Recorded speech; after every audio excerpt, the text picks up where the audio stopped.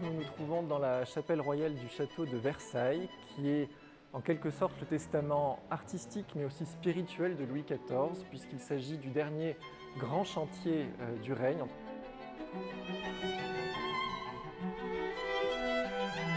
Cette chapelle est la cinquième et dernière des chapelles aménagées dans le château. Je vous propose d'aller voir une œuvre en particulier, le relief représentant la déploration sur le Christ mort, qui est exécuté en bronze doré par un sculpteur qui s'appelle Corneille van Clève et qui est représenté sur le coffre d'autel en antépendium. La déploration sur le Christ mort s'inscrit de manière plus générale dans le décor sculpté très élaboré, comme vous pouvez le constater, du maître-autel. En bronze doré, ce maître-autel a été exécuté vraiment à la toute fin du chantier et venait donc en quelque sorte clôturer ce cycle de sculpture qui orne la totalité des parois. Depuis les piliers de la nef et des bas-côtés, ainsi que les écoinçons, ainsi que les impostes avec les têtes de chérubins, et également tous les murs des tribunes supérieures, mais aussi de la tribune royale. Le maître-autel donc vient parachever ce cycle sculpté, puisqu'il a été entrepris à partir de mars 1708. Alors ce décor se compose de plusieurs choses. Vous avez tout d'abord cette déploration sur le Christ mort en antépendium, et de part et d'autre, vous voyez des consoles avec des têtes de chérubins.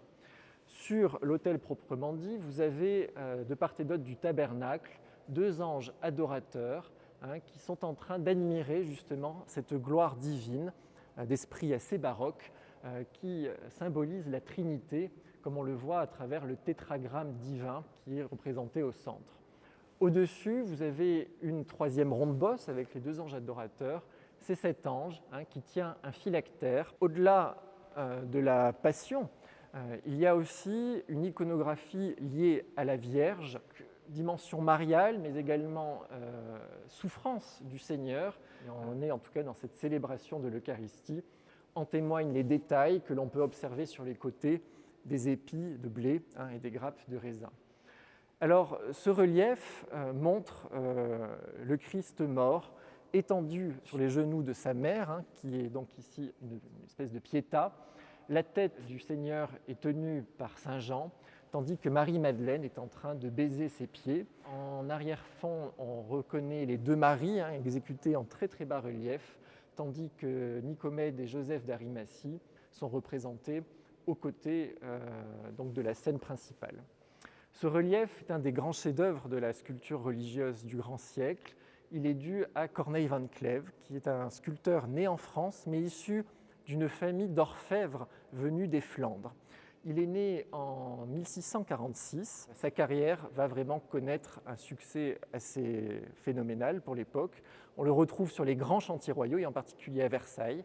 On conserve de très nombreuses œuvres de Van Clève, l'Ariane endormie, des groupes d'enfants pour le parterre d'eau, le buffet d'eau, les figures de Neptune et Amphitrite par exemple. Cette œuvre, donc, exécutée entre 1708 et 1710, marque la maturité, l'apogée en quelque sorte de sa carrière.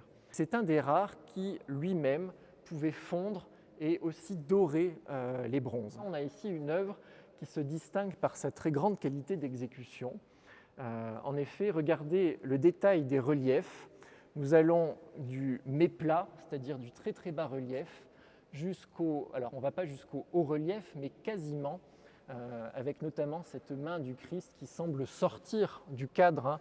Il faut également admirer le travail de ciselure extrêmement précis, notamment dans le traitement des cheveux, des drapés, qui sont extrêmement fluides, et surtout cette parfaite maîtrise de l'anatomie et des sentiments. On a ici une scène extrêmement douloureuse. Cet antépendium ne saurait être compris sans le décor général de la chapelle.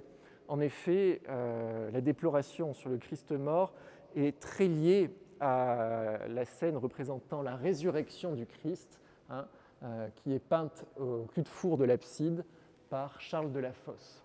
De même, le fait que ce relief soit placé en regard de la tribune royale, là aussi évoque le lien, bien évidemment très fort dans la chapelle royale, du roi Louis XIV envers Dieu. Hein. Trinité qui fait écho, bien évidemment, à la partie sommitale, avec Dieu le Père et ensuite la colombe du Saint-Esprit, avec la Pentecôte. Donc le cycle complet religieux et en même temps qui célèbre la monarchie et le divin.